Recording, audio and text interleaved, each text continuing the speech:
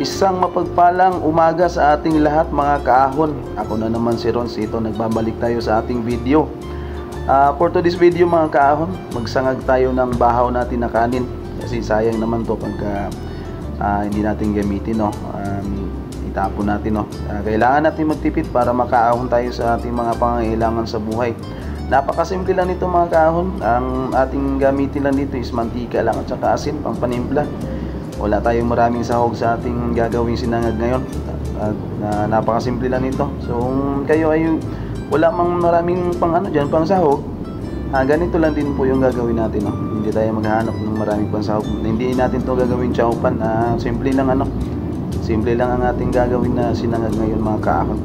Maraming salamat nga pala. Shoutout dyan sa ating mga followers and viewers mga kaahon. Magandang umaga po sa ating lahat.